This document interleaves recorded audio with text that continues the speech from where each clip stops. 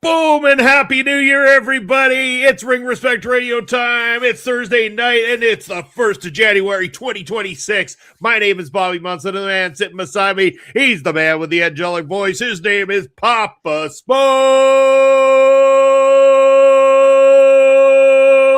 Papa Smokes, happy new year. How you doing, brother? Well, that was a long one, Munson, and a really good one, and the first big introduction of 2026. Glad to be here on another Thursday night. It is January 1st. We're kicking off 2026. And Munson, what should we talk about? Maybe the whole past year? I'm thinking that's a damn good idea, Papa Smokes. We had a lot of great fun in 2025, whether it be with what we did here on the show, what we promoted here on the show, or whether it be the wonderful world of Prairie Pro Wrestling. You know, that you and I dug ourselves in deep into this indie wrestling thing, and that, boy, we are going to be bringing everybody a good conversation about what our favorite things were this year. Let's just quickly say, yes, Happy New Year. Zach is in the chat. Prairie Pro Wrestling. Stop by to wish us Happy New Year. And, of course, this man right here. It's a Happy New Year. I think that one's directed just to Pop Smokes. Oh, here we go. Ed Munson, too. Happy New Year, Ed. Appreciate you, my friend. And look who it is. It's the Mangler showing up. Happy New Year, Mangler. Happy New Year, gentlemen, says the Mangler.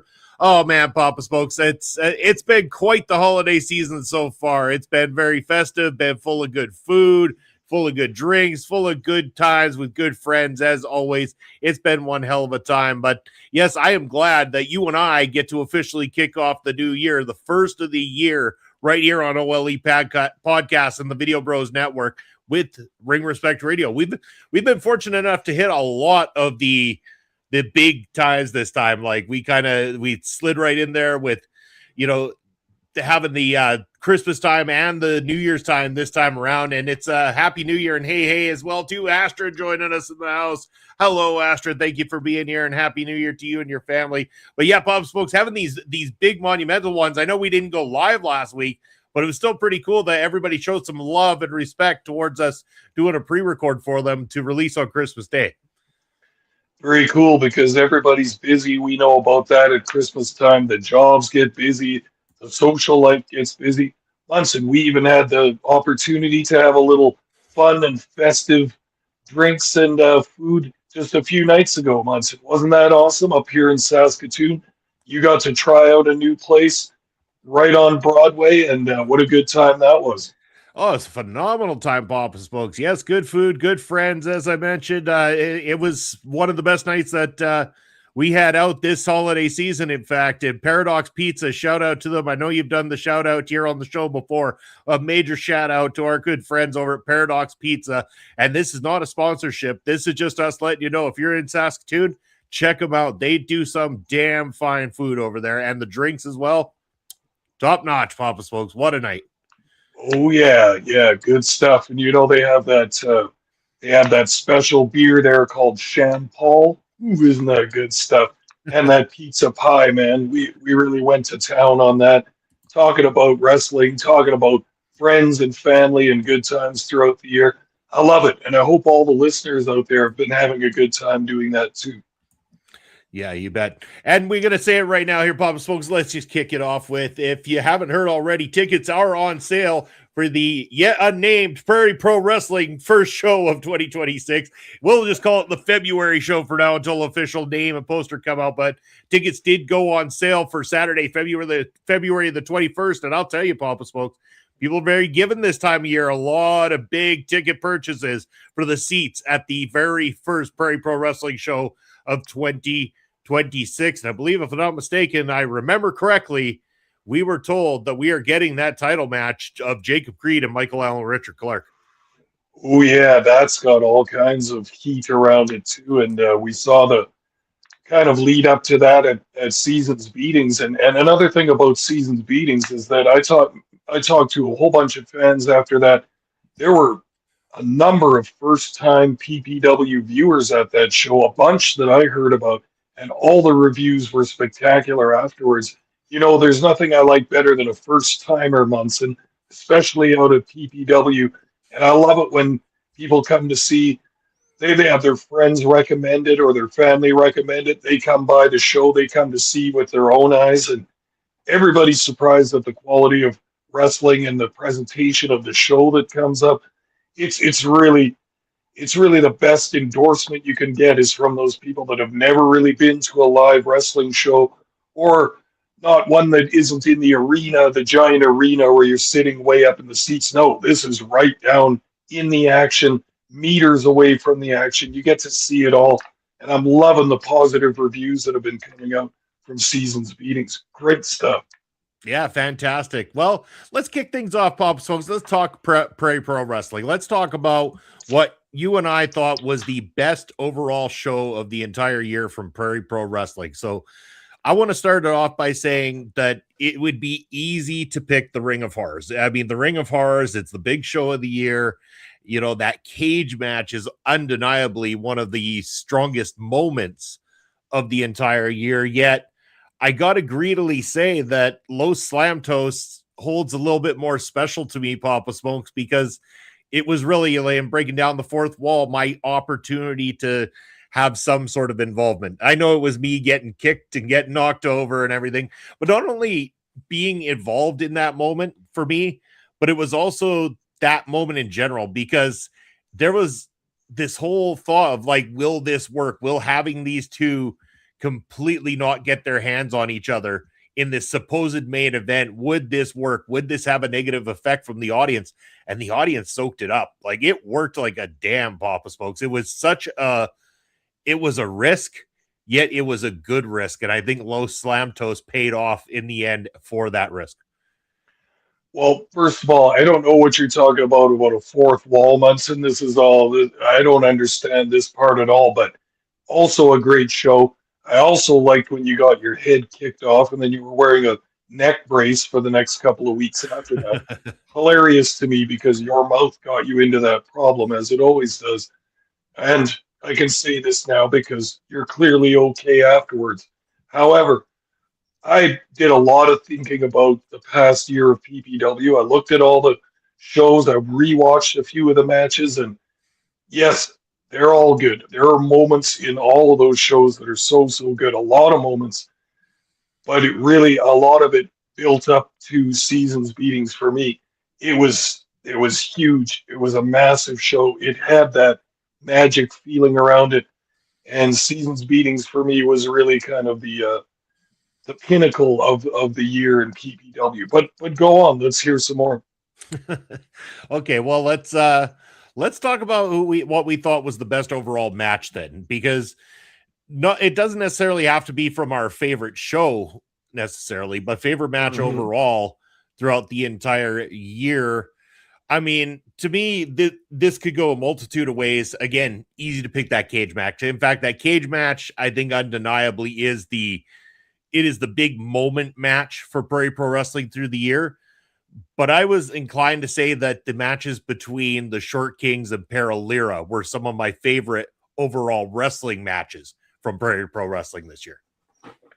Yeah, I can't take that away. Those were some of the best matches. Short Kings always bring it every time. Just such a talented tag team. But again, you say it's easy to pick the cage match, but it's also, yes, it is easy because the whole year built up to that. That tension between El Assassino and Michael Allen Richard Clark had been brewing for so long. And it was in the backs of all the fans' minds and in the back of my mind the whole time, just where is this going? What kind of tumultuous climax is this going to come to? We knew eventually that it was going to be at the year end, at the Ring of Horrors show, the big show of the year. Sorry, I'm talking about Ring of Horrors here, not Seasons Beatings, but Ring of Horrors with the cage match. Yeah. That's PPW's Mania. That's our big show of the year, and that's the one that really it had that feeling about it. All the fans were excited. You could feel it an hour before the show. All the fans outside, the smiles, the talking, the nervousness of everybody. It was there. All the boys and the crew and the staff and everything in the back. Everybody had that nervous jitter to them because this is the big match. And then do you remember the intermission or halftime, as I like to call it. It's not halftime like in a football game, but the intermission where they're just constructing the cage. And there were people, of course, doing the regular PPW thing, as I like to do also. Go outside, have a puff, talk to some other fans, make the rounds, talk to everybody. So many fans meet each other out there for the first time, myself included. I meet so many people out there at halftime. It's such a great time. But then watching them constructing this unforgiving cage of steel, and you could see that some fans, especially some of the young kids, were just sitting back in their chairs watching this like, oh my God, this is serious business. This isn't just the ring that we're normally used to. They're putting up a wall of sharp cage steel fence all the way around. This is going to keep the two wrestlers in, and it's going to keep anybody that wants to come in and interfere out. So therefore, all this build, all this tension, all the pain, all the sneak attacks, all the back jumping came up to this one moment, this cage match.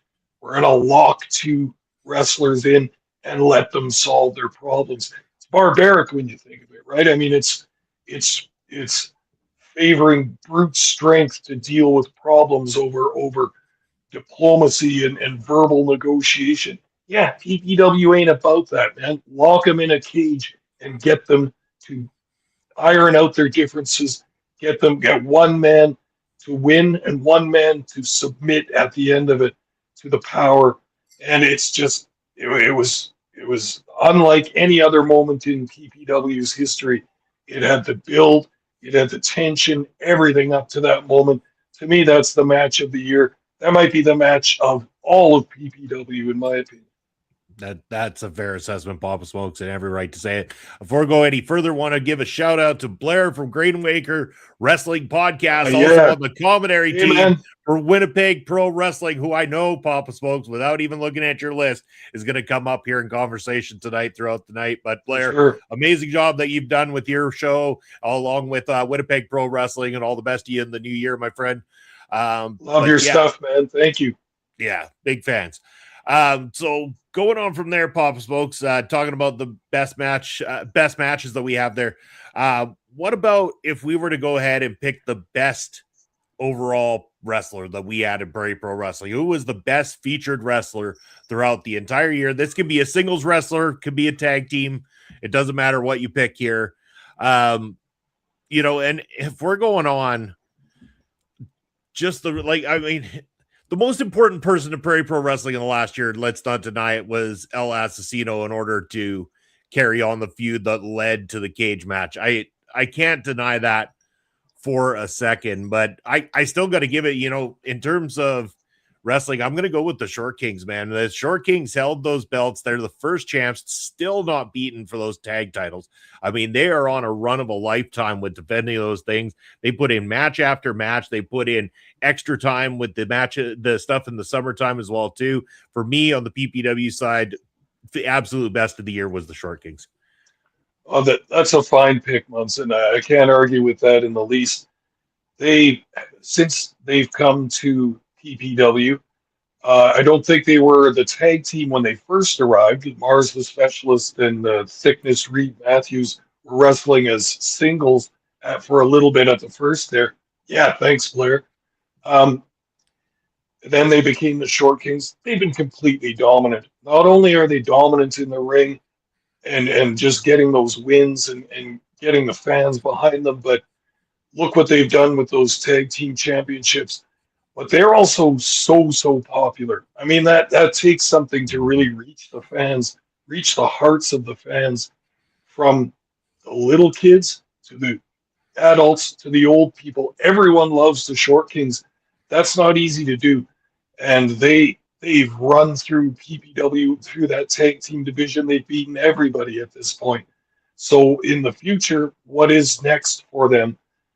We don't know. We know that Paralira is hot on their trail. We know that the Brotherhood is hot on their trail.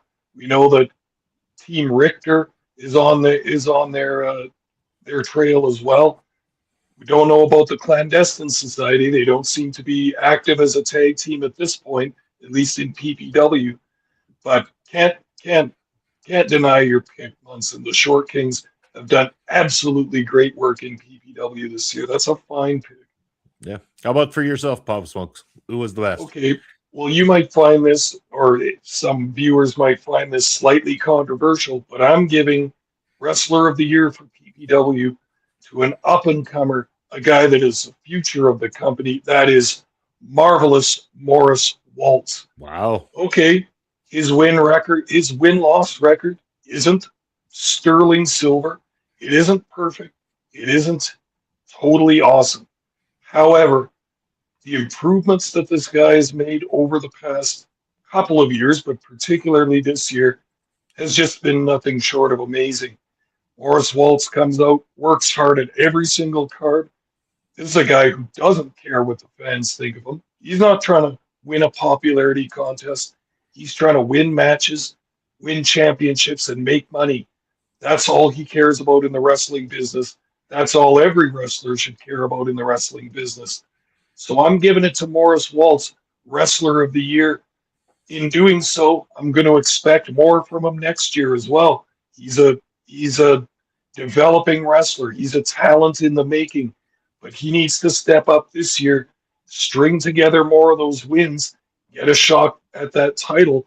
If he gets it, I think there's every chance that whoever is champion when he steps up there might be in big trouble, because those deadly feet of Morris Waltz are going to be money for him. They already have been, but they're going to continue to be money for him in 2026.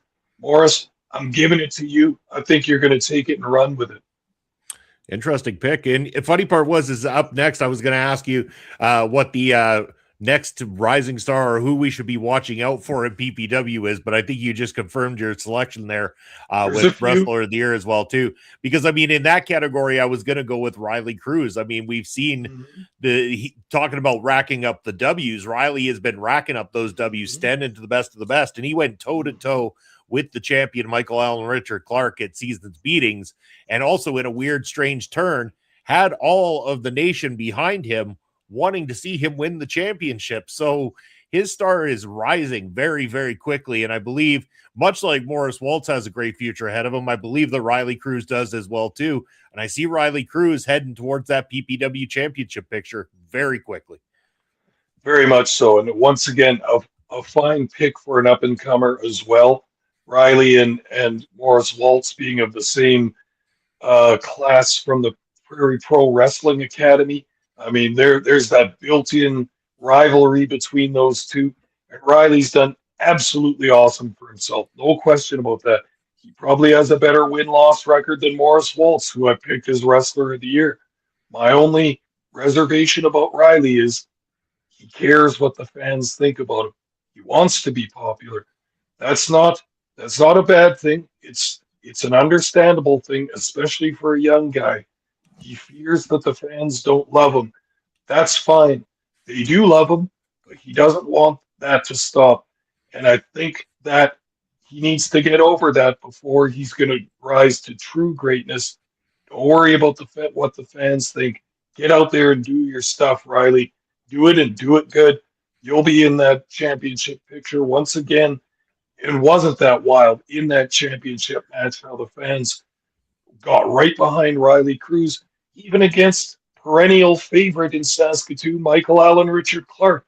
It's truly a wild thing to see, and it's more evidence that the wrestling company's management team can think all they want and can prognosticate all they want, but they can't predict what the fans are going to feel. That's just it. You can try your booking techniques and you can try to set up the perfect matches and stuff like that, but it's the fans that make the decisions on who they like. You can't make them like someone. You can't make them hate someone. Only they can do that. So that was really an eye-opener in that match. Shows it's just testament to Riley Cruz's growing popularity, which is really just soaring in Saskatoon and some other areas around Canada and even into the States.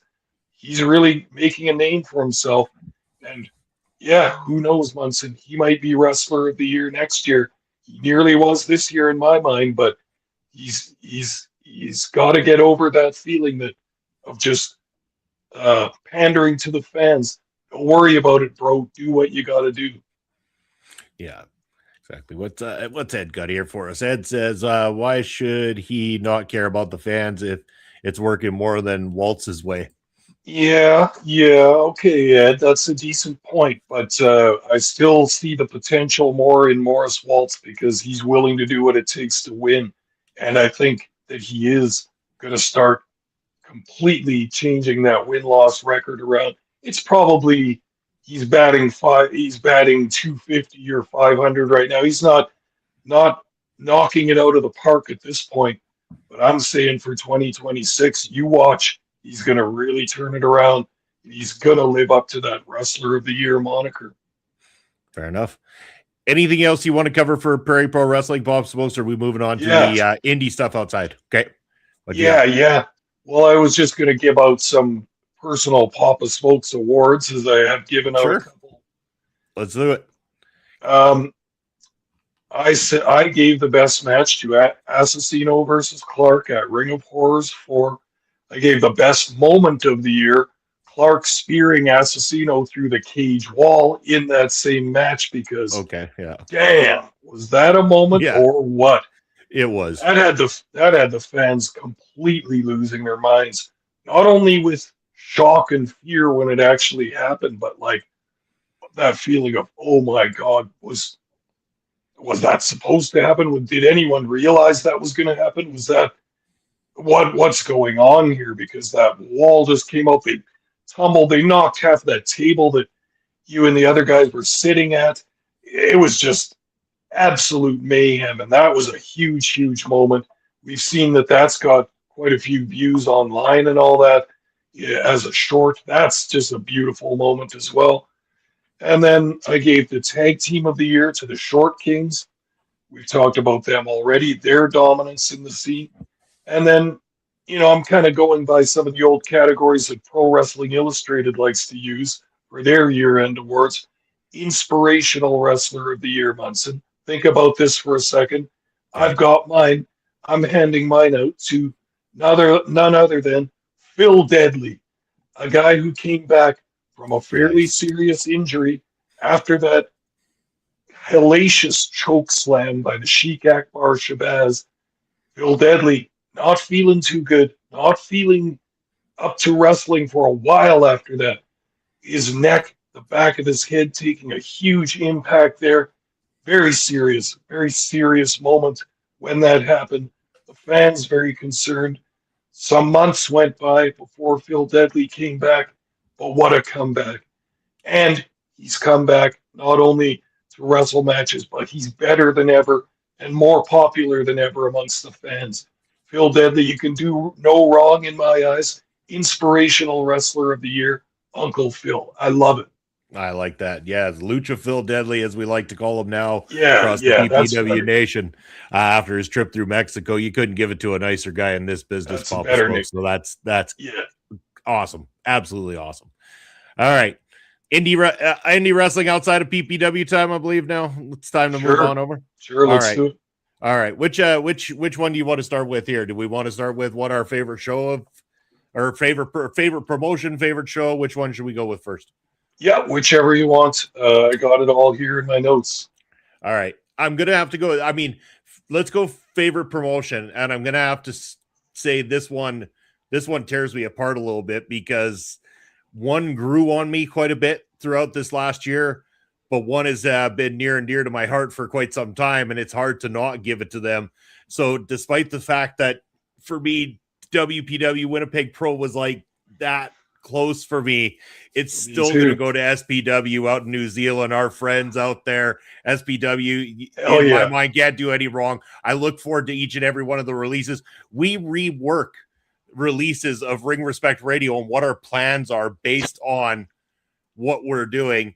And you know what, Ed's got some great shout outs too. Chaotic, of course. I mean, they would be right up there for me as well too. Dreamwave and Ase Wrestling as well too, that heading to Ashford have been covered on Tuesday nights. Both fantastic promotions. Quick shout out to Basser as well too, saying Happy New Year, gentlemen. Happy New Year to you, Basser. But yeah, I mean, at the end of the day, Pop Smokes, it's really tough because SPW every single time something drops from them, I'm right on top of it. We've switched things around, we've moved the calendar around and everything just to make sure we can get to reviewing them as soon as possible because it's hands down my favorite promotion to watch. Well, that's awesome because you and I haven't talked about this beforehand about our lists or anything. We never compared anything, but I have the same top two that you do. WPW is an awesome promotion in my opinion. We started watching it this past year. We watched 4 shows and reviewed them on the show. 3. So it's a little bit newer to us. It made a huge impression with me this year. We're going to talk about them more as we hand out accolades here too, because I really think they've got an awesome, awesome thing going in Winnipeg.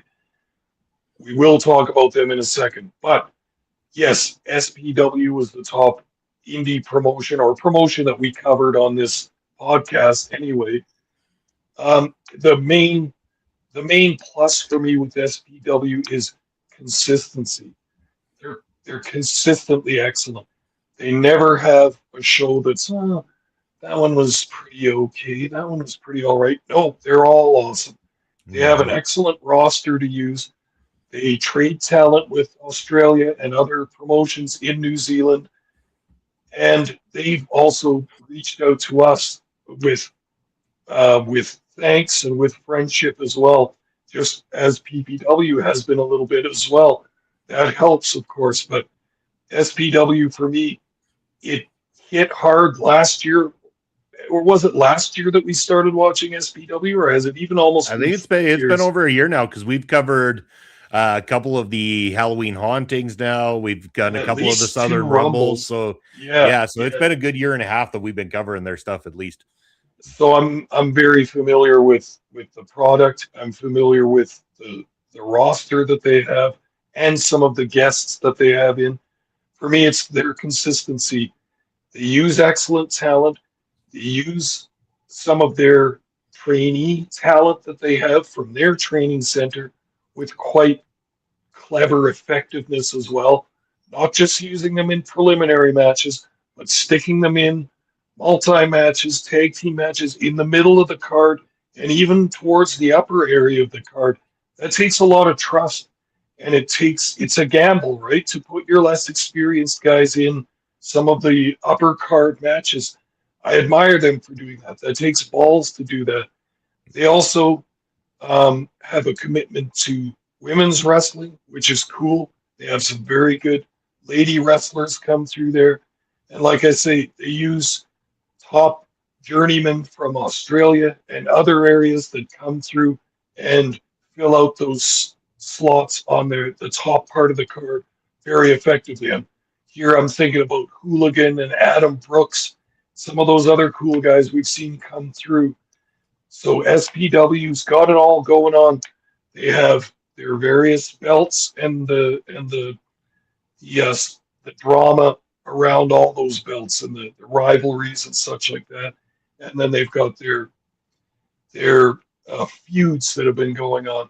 We're kind of jumping into this over the past year or two, but to see the J.K. Moody's and the K9s and all the guys that they've got that have had histories together, which they continue to kind of roll back. Yes, not to mention one of our favorites, James Shaw. They just got that.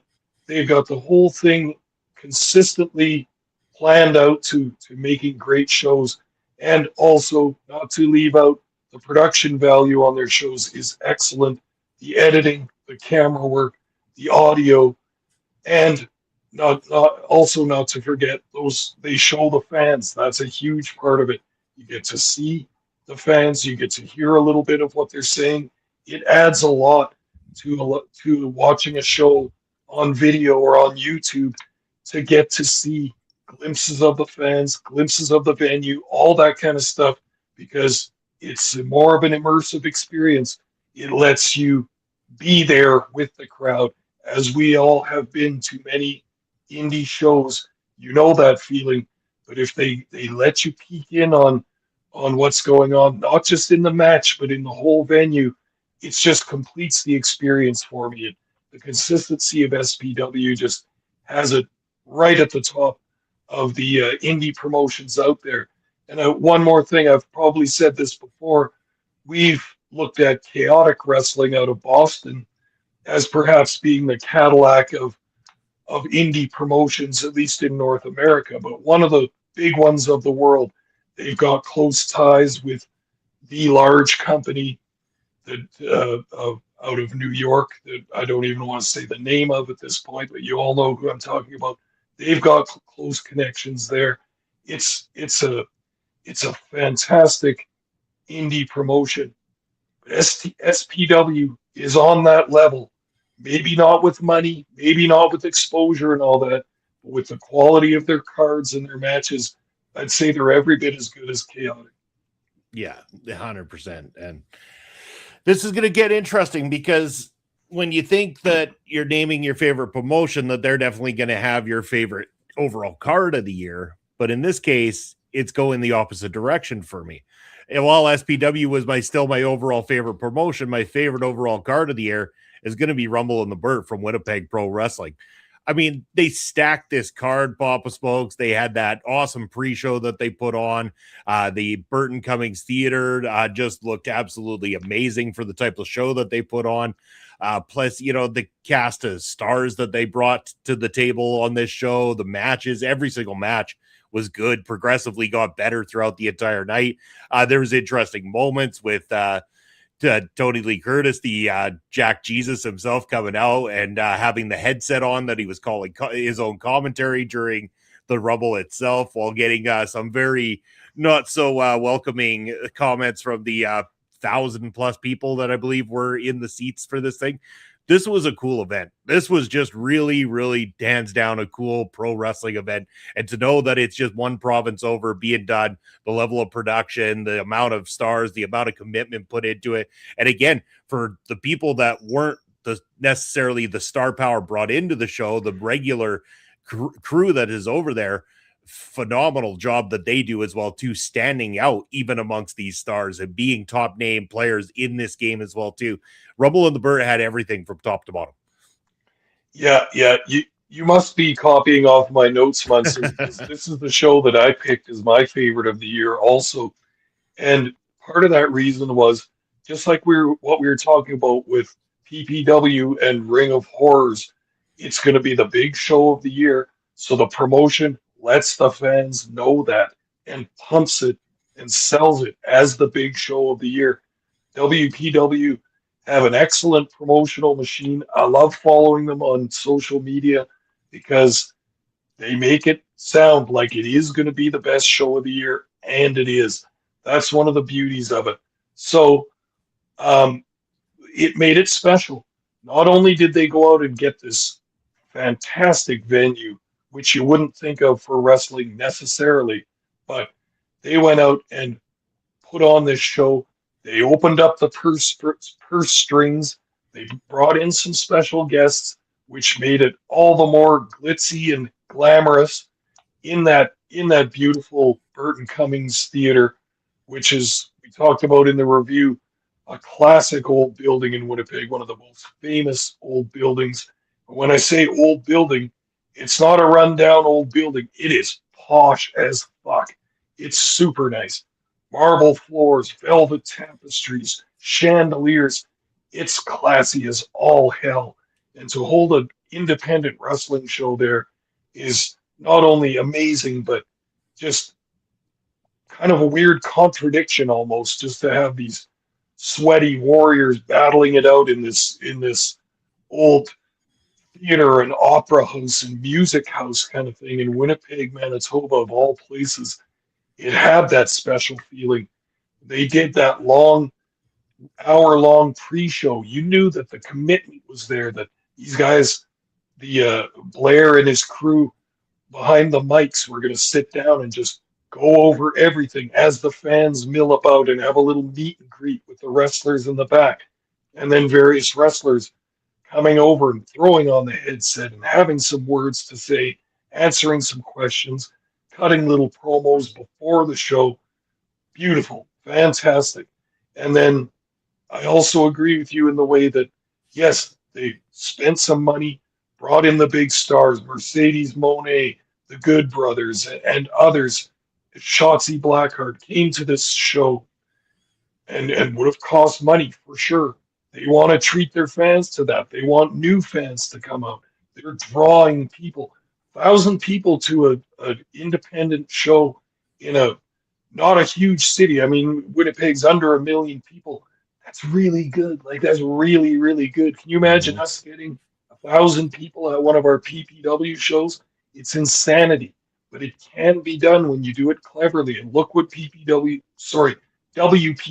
is doing with their company. All their shows are good. They have a ton of good homegrown talent there. They trade talent with other companies. We've seen Cannonball Kelly, Levi Knight, Jody Threat, other wrestlers from other areas of Canada coming in and working effectively there. Sean Moore, Michael Allen, Richard Clark. We've seen a whole bunch of them. And I still think that their local talent and homegrown Canadian talent is sufficient to probably pull off a show this big or nearly this big. But WPW wants everyone there. So they bring in some stars, and that's going to just expand their audience, bring the people that don't normally come to WPW or local Winnipeg wrestling shows. They're going to come to this show to see the star power. They're going to see the rest of the matches and realize, damn, this is a fine company they've got here. I'm going to come to all their shows. That's what the business is all about. Reaching out to those sometimes part-time fans or casual fans, bringing them into the fold and making them full-time fans. So Rumble at the Burt, nothing but success for me. I love this show, and I'll always watch this each year now, but I will watch them all to see the build-up to the big show of the year. Well done, WPW. Love it. Yeah, fantastic work. Got to ask Papa Smokes, do you have down both a male and female talent for best talents of the year? Okay, Yes, fantastic. I do. Awesome. Let's go to the women's side. Let's talk a little women's wrestling for a moment and go with our favorite performer. I got to say, like this one, again, close for me in a sense for two completely different reasons. I'm going to say my favorite overall was Ava Lawless because we saw her across multiple companies, working multiple matches, working with many different types of opponents, and putting on some fantastic work. So I got to give it to Ava Lawless.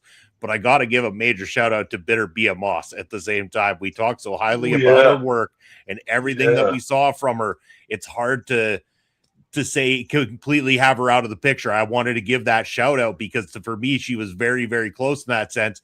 But Ava had more matches that we had the chance to review, more that we saw, more of that progression of the work as well too. And holding the championship at WPW for as long as she did made it a little bit more of a clear win for me to go with Ava Lawless.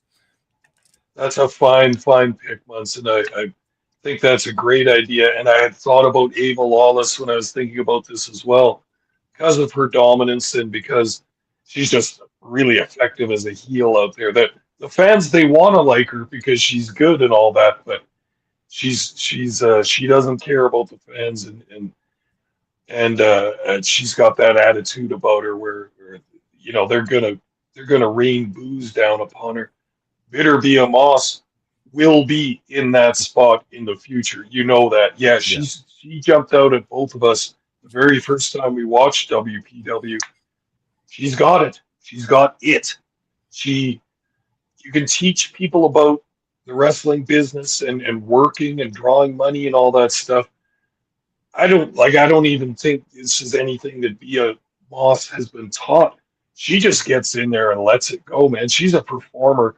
She's got it naturally, I think, that charisma, which in her case is a heel charisma, but wow, she gets the fans. She interacts with the fans in a way that gets right under their skin, but they laugh too, and they want to like her as well, but she's too nefarious as a heel and too much of a cheater and too arrogant for them to get completely behind.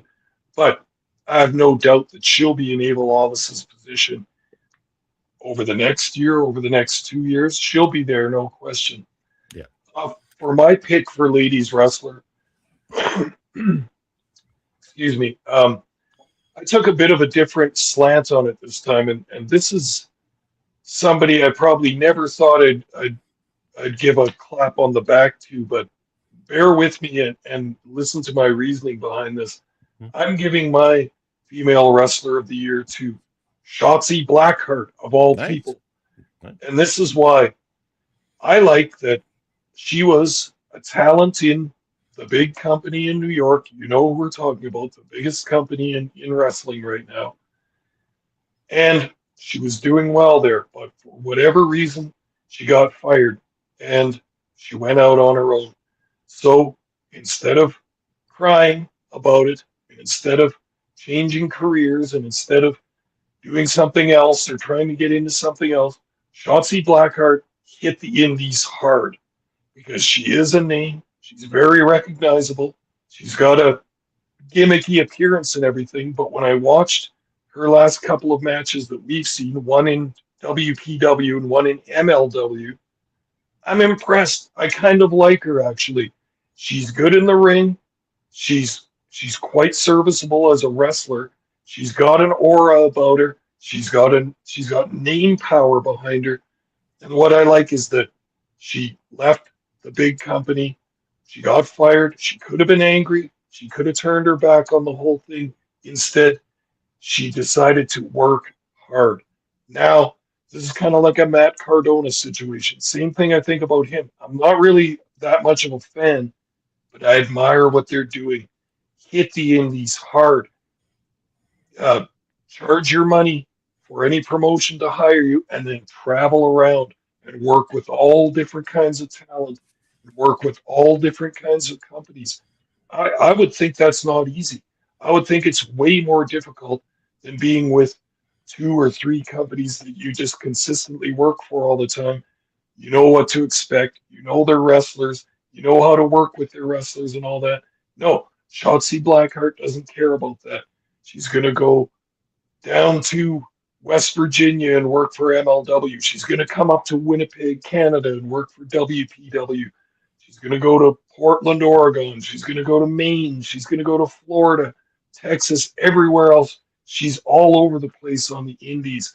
It's got to be a hard life as a wrestler, working with different people, different promoters all the time.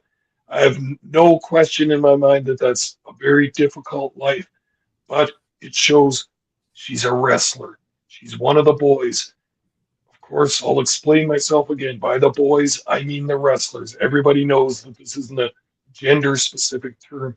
Shotzi Blackheart is one of the boys. She's a wrestler. She gets in there and does her stuff, and she's making it happen all over North America, and I'm sure some other places too. I'm not following her travel itinerary, but to me, it was impressive to see her work for indie companies over the past year, and I'm tipping the hat to her. Nice work, Shotzi.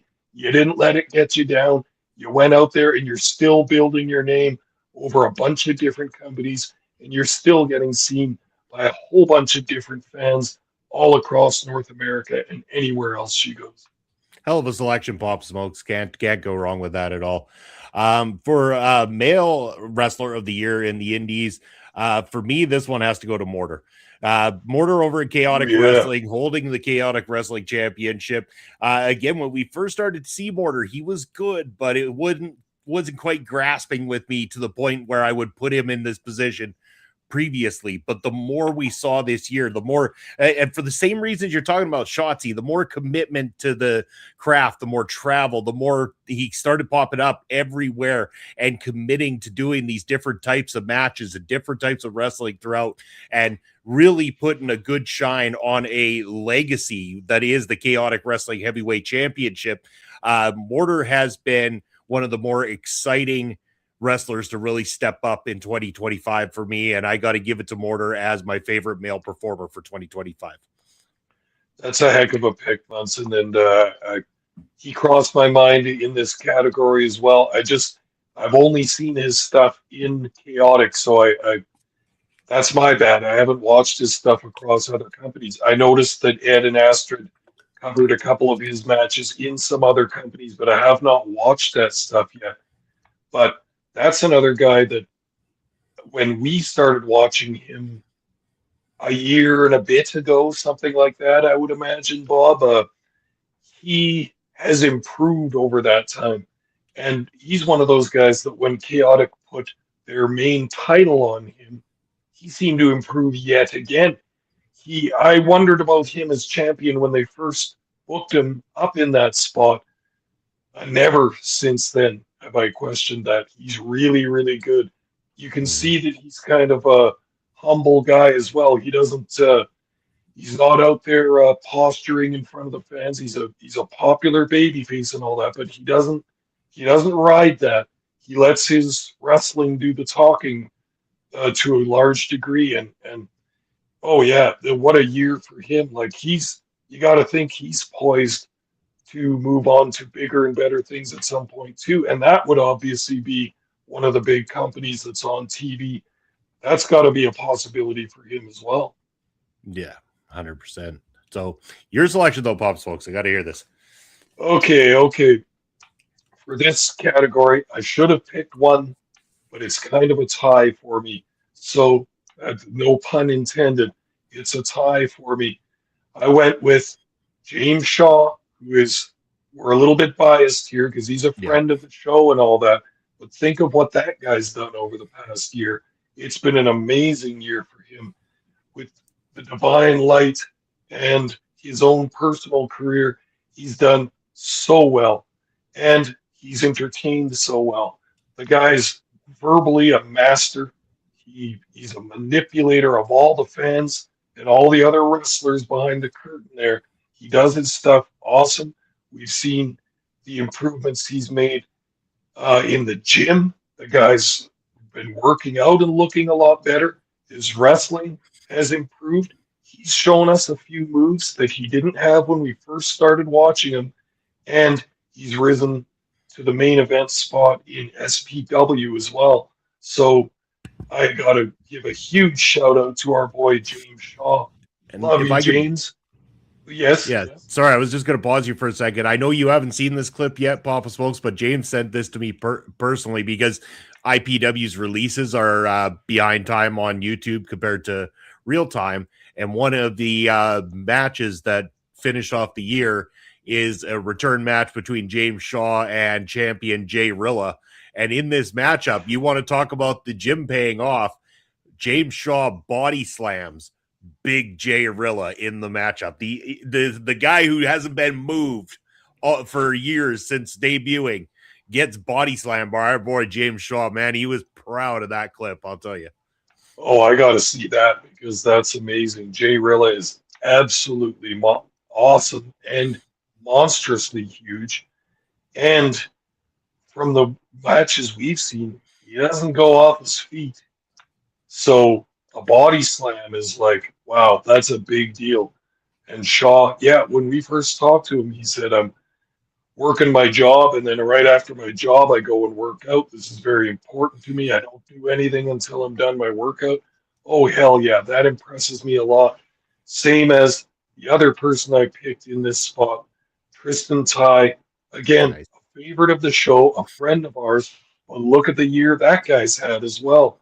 He's been quietly working his trade on the Indies up in the New England area with Gabriel Sky as the above the limit tag team. Those guys have had one hell of a year as a tag team up in some of those promotions in the northeast of the US. But Tristan living in Florida now, he got back. He was with MLW last year or 2 years ago, basically. And it was a splash for him. It was good. It was the biggest promotion he had worked for. They changed his name, unfortunately, and molded him into their own character, which he wasn't completely crazy about. But he did the best with the spot he had. And then they ran out of stuff for him to do and released him. We talked to him around that time. He was a little crestfallen by it because that had been his big shot. So he went back to the Indies and kept working really hard with Gabriel, with his trainer, with all the other guys on the rosters of the companies he was working for up there, and then doing stuff in Florida and other places as well. But look what happens over this past year. MLW back on the phone with him. MLW is not the biggest company in the world. They're not on the syndicated TV, anything like that. But they're one of the big indie companies. Well, I wouldn't even call them an indie company at this point. They're one of the big wrestling companies. Would you say they're the fourth or fifth biggest wrestling company in the U.S. and Canada? Probably, Yeah. right? We're And somewhere around there. yeah, and I think And we've had this discussion before where it's like there's a few of them that even while you could call them arguably indie, like an MLW, because they're not on the syndicated TV like the big guys are, they're to me they're kind of like chaotics almost on that same level, right? Where it's like they're kind of indie, but they're kind of not. It still applies, but you know where it's going. They're that kind of in a middle ground almost between the big syndicated companies and the true grinding it out indie companies. And I think over this past year or two, Pro Wrestling Illustrated magazine designated MLW's heavyweight championship as a world title now. So by that magazine, at least, which holds a high standard to me as a longtime reader of it, holds some weight for me. So if you're the world champion in MLW, you can call yourself a world champion after that. Okay, that holds a lot of weight with me. But back to Tristan Ty, they call him up again, give him another chance. They've got a Contra unit going again, headed by Mads Cruel Kruger. Got a couple other guys in it, but Tristan Ty, under the name Akira Kwan, comes back, and this time they're giving him a better run. This time they've got some more creative for him, and this time they're putting more trust into him, and he's taken that ball and run with it. You can see that he's in middleweight championship picture. He's getting time on their show, on their internet show. He's one of the names now there, and they're giving him that respect. So again, kind of like Shotzi Blackheart, there's something to be said for believing in yourself, believing in hard work, and believing that you can achieve something even through the hardships. That means a lot to me because there's easy moments and good moments and triumphant moments all through life, and those are no problem. It's the hard times that make you as a person, and that's what Tristan Ty has done also. He's talented in other areas of his life. He's a very intelligent man. He's got a job. He's got a beautiful wife. He's got a beautiful kid. He's got lots of reasons that could keep him from being a wrestler. Nah, that ain't happening. He's got a supportive family, and they want him to be in there and be a wrestler. And talking about training, look at that guy's body over the past year. He's Yep. putting on the pounds. He looks absolutely awesome. So this to me is one of the boys. This is a wrestler's wrestler. He's doing the work that's necessary. He's bettering himself. He's bettering his presentation, his ring work, and we all know he can talk. He's got those microphone skills. He's got that tough street talk that he likes to give over the microphone. It's impressive. It's impactful. So I'm giving co-honors also to Tristan Ty, not just as a friend of the show, but somebody that's gone through the hard times and gone back to what's important, achieving his goals in the wrestling business and doing great. Fantastic show on both accounts there. Papa Smokes, really love those selections. Because of time constraints, what we'll do is we'll give the one last main category, which is going to be our favorite match of the year, and then allow you to have a ground for a minute or two to give some extra shout outs if you like as well too. So for favorite matchup, indie matchup of the year, this one is going to have to go a little bit of a tie for myself. This one, I was hard pressed to pick either Ricky South versus Travis Williams, but we saw from NEW out of That's a good Vancouver one. there at the That's a Final good Testament show that we reviewed. It was that match, or it had to be Alexander Hammerstone versus Bear Bronson from Richard Holiday's Narcissistic Behavior, because that was a hell of a fight. Two of my absolute favorite indie wrestling matches of the entire year right there. I can't recommend either one of them enough. Absolute bangers. And they, to me, when I started thinking about it, I'm like, what matches do I really remember without having to say, okay, yeah, obviously I'm going to remember PPW matches because I'm constantly reviewing it and going through tape and everything, so they stick in my head like a sore thumb. But what were the best indie matches that I remember talking about and being excited about in those two matches, hands down? And they're two completely different matches. One is much more of a technical wrestling match, and the other one is much more of a fight between two big brutes in this business. And I loved every second of both these matches and highly recommend them. My matches of the year, tied for number one spot. Oh hell yeah, love those picks. No shame in making a tie. Especially when you can get the names of those who went above and beyond the Call of Duty to make great matches. Both awesome picks, in my opinion. For mine, I went with SPW's J.K. Moody versus K9 from the Southern Rumble. Oh, yeah, Oh, because, yeah. I mean, the fans around that area have probably seen that match a number of times throughout the years. These guys have been friends. They've been tag team partners. They've feuded against each other. It's been a long 15-year journey for those guys, traveling together and having tons of matches together. But to me, that all builds up to this grudge match that they had at SPW Southern Rumble. And man, like sometimes you get those guys who are very familiar with each other, who have had tons of matches with each other. Sometimes you get a match between two people like that that's looks a bit like a training match. Looks like they're just kind of screwing around a little bit and taking it easy on each other. That was not the case in this whatsoever. These two guys have such knowledge of each other and such trust that they went twice as hard on each other as they would on any other opponents. It just, and the way SPW set up this long-standing feud, the way that the wrestlers pumped it up in their promos beforehand, this mistrust and this long-standing hate and rivalry between the two of them. I had to give this one to J.K. Moody versus K9 for just sheer excellence. Fit perfectly on the card, and boy, those two left nothing in the ring after that. It was such a banger. It's unbelievable. A hell of a match, and it was right up there for me too, Papa Spokes. It was, Yeah. there was so many great matches that we saw across the companies that we covered. Some of the ones that I got to watch that you didn't, and probably vice versa throughout this year. So much great indie wrestling talent. And I know that you've probably got a few more quick shout outs that you want to do before we wrap things up. So I'm going to turn it over to you for those final shout outs, Papa Spokes. Sure. Just quick, another category I had here for inspirational wrestler of the year for the entire indie scene.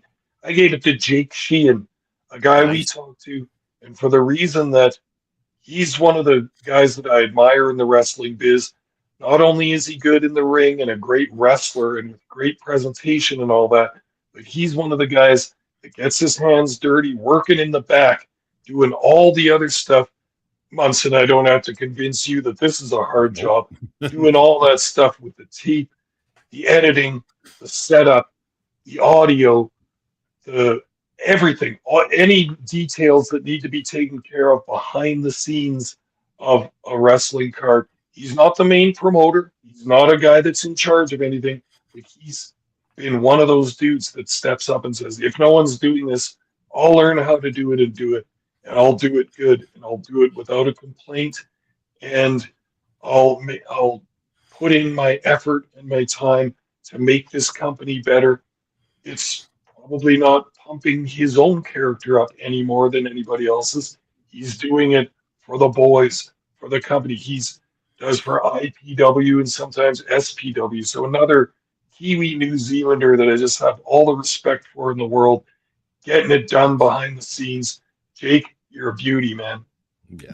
Awesome selection, Bob Spoke. Glad you made that shout out. We are running low on time, though, so we're going to get to our shout outs here. Let the people know where they can find us and what we got coming up, starting with Bob Spokes, that beautiful, expensive ticker down below. All right, everybody. You can see me every Thursday night on Ring Respect Radio, carried by OLE Podcasts and also the Video Bros Network. If you need to contact me in any other way, I can be found on Elon Musk's free speech wonderland known as X. I'm at smokes_papa. Also on Twitch, allegedly at least, as papa_smokes_. That's where you find Bob Smokes. As for myself, Bobby Munson, over to the X Real Bobby Munson, Instagram and Threads is at Video Bros SK. I'm over at Twitch at Video Bro_Bobby Munson, Blue Sky Bobby Munson.bsky.social. As for what I've got coming up, of course, this Sunday, 11 a.m. Eastern Time, I'm joined by Andre C. as well as Ed, hopefully, if he's around, to do Point of View, your weekly sports review show. We're going to have more NFL predictions as well as finding out, well, I mean, we know the results of the Fantasy League football this year, but we'll talk all about it, talk about how Peggy took the lead, took the league in the end, all this Sunday on Point of View. You can catch myself and Papa Smokes every Saturday for a new match from Prairie Pro Wrestling over the Prairie Pro Wrestling YouTube channel. I believe this Saturday, I'm trying to remember what we got this Saturday. I believe it's tag team action this Saturday. I believe Paralira are taking on T.Y. Jackson and the inspirational Wrestler of the Year for PPW, Mr. Phil Deadly, Lucha Phil Deadly himself. That is your match for this coming Saturday, so make sure you check that out on the Prairie Pro Wrestling YouTube channel. But you can also check out everything here at OLE Podcast across all social media. If you got any value out of the show here today and you haven't done so already, go ahead and click the subscribe button down below. Give us a thumbs up on the video, turn on notifications, and then also leave us a comment in the comment section below. What were your favorites in all of the categories that we delivered here? And also, I want to say a big thank you, Pop Spokes, not only to everybody who was live tonight, but everybody who supported over the last year, joined us live, including right here, the Mangler. Thanks, guys, for the thorough look back at the last year. You're so welcome. Thank you for being here and supporting as always. And thank you to everybody like Basser, Ed, Astrid, everybody who was in the chat here tonight joining us. We appreciate you all, and we wish you all a very happy 2026, and we look forward to more great Ring Respect radios coming at you every single week. Take care, everybody. We'll see you in a week's time.